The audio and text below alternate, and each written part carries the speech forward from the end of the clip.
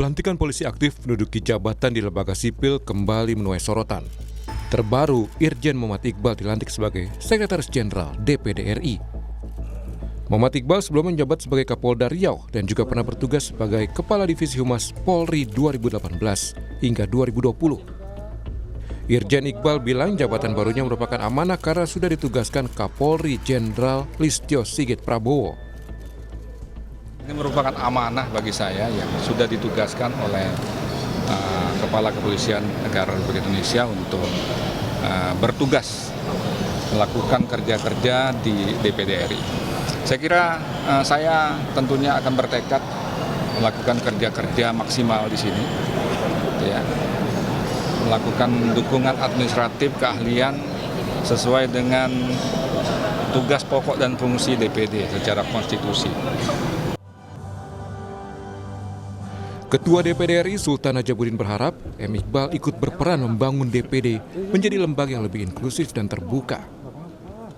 Tentu dengan Sekjen yang baru, Pak Irjen Iqbal, kami dari pimpinan dan tentu atas nama lembaga harapannya kinerja lembaga ke depan baik di internal maupun eksternal semuanya jauh lebih baik. Kami berusaha untuk di periode kali ini, ya, seperti yang tadi saya sampaikan, membangun parlemen atau DPD yang lebih inklusif, terbuka, lebih efektif. Sementara itu, kata Direktur Eksekutif Amnesty International Indonesia, Usman Hamid, jika polisi aktif menduduki jabatan sipil, maka polisi itu diharuskan mengundurkan diri atau mengajukan pensiun dini.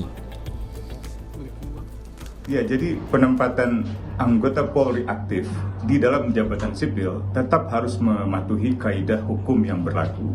Misalnya, Undang-Undang Polri pasal 28 ayat 3 maupun juga TAP MPR tentang peran TNI Polri pasal 10 ayat 3 itu menyatakan bahwa anggota Polri aktif dapat menduduki jabatan sipil setelah mengundurkan diri atau pensiun dini. Jadi kalau ada pengangkatan anggota Polri aktif di jabatan sipil sebelum mengundurkan diri dan tanpa pensiun dini, maka itu jelas melanggar kaidah hukum yang berlaku.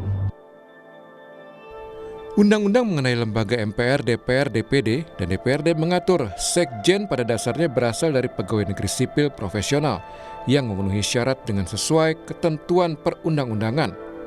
Hal ini diatur di pasal 414 ayat 2. Sementara Undang-Undang Kepolisian Negara Nomor 2 Tahun 2002 mengatur soal penempatan anggota polisi di luar kepolisian. Pada pasal 28 ayat 3 tertulis, anggota Kepolisian Negara Republik Indonesia dapat menduduki jabatan di luar kepolisian setelah mengundurkan diri atau pensiun dari dinas kepolisian. Sejumlah pihak mendorong Irjen Iqbal mundur dari Polri, atau jika tidak, maka ia harus mundur dari jabatannya di DPD agar tidak melanggar aturan. Tim Liputan Kompas TV.